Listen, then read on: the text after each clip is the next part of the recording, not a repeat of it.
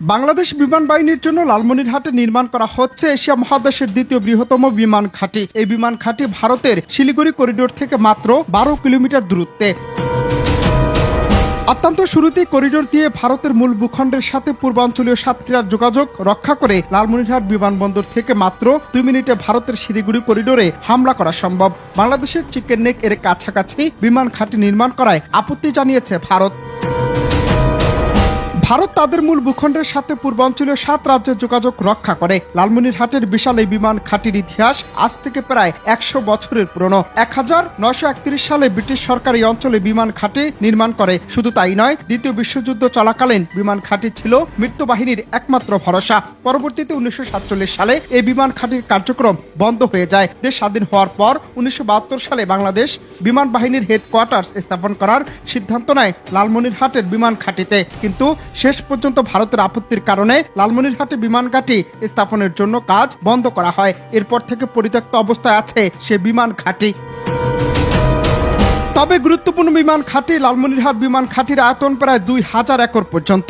এই বিমানবন্দরে 4000 কিলোমিটারের মধ্যে রয়েছে এমন অসংখ্য যুদ্ধ বিমান অবরোধ করা সম্ভব হবে, যেটি ভারতের দুশ্চিন্তার অন্যতম কারণ বর্তমানে। কারণ লালমনিরহাটের বিমান ঘাঁটি এতটাই বিশাল যে সেখানে কমপক্ষে 50 থেকে 70টি যুদ্ধ বিমান একসঙ্গে উদয়ন করতে পারবে। দীর্ঘদিনের হাসিনার সাথে তাল মিলিয়ে বাংলাদেশের উপর যে কর্তৃত্ববাদী ক্ষমতা প্রয়োগ করছিল ভারত, তা অচিরেই শেষ হয়ে যাওয়ার খবরে নড়বড়ে অবস্থা হয়েছে বর্তমান ভারত সরকারের। শাসনবাদী অবসান হওয়ার পাশাপাশি হুমকির মুখে পড়ার আশঙ্কা থেকেই নানান তালবাহানা করছে ভারত সরকার।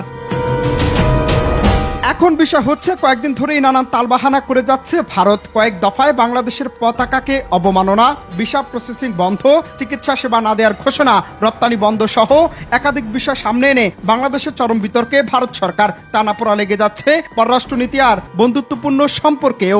আমরা একটি সিদ্ধান্ত নিয়ে বিজ্ঞপ্তি জারি করেছি যে আমরা আজ থেকে অনির্দিষ্টকালের জন্য কোনো রকম বাংলাদেশি পেশেন্টকে অ্যাডমিট অথবা কোনো রকম মেডিকেল পরিষেবা দেব না। আবার এই বিশাল বিমান ঘাঁটি ভারতের চিকেন নেকের খুব কাছাকাছি অবস্থান হলেও বহু গুণের কারণে ভারত অ্যাটিলারি দিয়ে বিমান ঘাঁটি ধ্বংস করতে পারবে না। কারণ লালমনিরহাটের সীমান্তের ওপারে তিস্তা নদীর অববাহিকা ঘন ঘন জঙ্গলে ঘেরাও, এজন্য সেখানে স্থলপথে সেনা মুভমেন্ট করা অত্যন্ত কঠিন। অপরদিকে বাংলাদেশ বিমান বাহিনী এই ঘাটে ব্যবহার করে মাত্র কয়েক মিনিটের মধ্যেই শিলিগুড়ি করিডোর ধ্বংস করে দিতে পারে।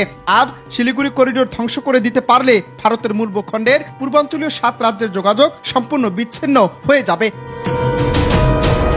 টানা কয়েকদিনের ভারতের অযৌক্তিক কর্মকাণ্ডের প্রশ্ন জাগছে নানান মহলে। 2 ডিসেম্বর ভারতের বাংলাদেশের দূতাবাসে অপ্রত্যাশিত আক্রমণ, বাংলাদেশের জাতীয় পতাকাকে ছিঁড়ে ফেলা সহ এমন বেশ কয়েকটি কাজে মুখ খুলতে শুরু করেছে বাংলাদেশের বর্তমান অন্তর্বর্তীকালীন সরকার। মমতা ব্যানার্জির বাংলাদেশ ইস্যু নিয়ে শান্তিরক্ষা বাহিনী পাঠানোর মন্তব্যে কড়া বার্তা দিয়েছেন পররাষ্ট্র উপদেষ্টা তৌহিদ হোসেন। এই সরকার কোনো ধরনের কোনো সাম্প্রদায়িক কার্যকলাপ সেটাকে বরদাস্ত করবে না, এবং সেটা হিন্দু বলে কথা নয়, মুসলিম বলে কথা নয়। আমরা সবাইকে সমান চোখে দেখব, এবং এই মেসেজটা আমরা সবাইকে দিতে চাই, পার্টিকুলার কোনো একটা অংশকে না, সবাইকে এই মেসেজটা দিতে চেয়েছি। এবং এটাও আমরা বলেছি যে এ ব্যাপারে আইন তার গতিতে চলবে, এবং সেখানে যদি কেউ বিশৃঙ্খলা সৃষ্টির চেষ্টা করে অবশ্যই সেটাকে শক্ত হাতে দমন করা হবে। এই মেসেজটা সবার কাছে গেছে।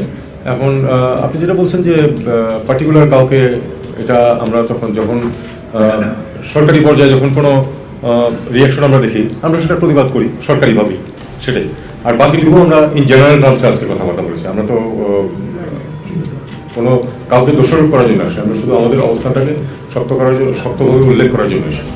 আবার ভারতের এমন কর্মকাণ্ড হঠাৎ করে বৃদ্ধি, তাও আবার ছাত্র জনতার গণঅভ্যুত্থানে হাসিনা সরকারের পতন হওয়ার পর। অনেকে মনে করছেন হাসিনা সরকারের পতনে বাংলাদেশের শাসনবাদী হারিয়েই এমন নড়বড়ে কার্যক্রম করছে ভারত। আবার নানান মহলে প্রশ্ন উঠেছে, পরিকল্পনা করেই শেখ হাসিনা ফাঁদ পেতেছে দেশে অরাজকতা তৈরি করার জন্য, যেন দেশের মানুষ শেখ হাসিনার 16 বছরের স্বৈরাচারী কর্মকাণ্ড থেকে ভিন্ন খাতে মনোযোগ দেয়। তবে শেখ হাসিনার তৈরি ফাঁদে কি বর্তমান সরকার পা দেবে, নাকি কঠিন কৌশলে প্রতিহত করবে তার চক্রান্ত?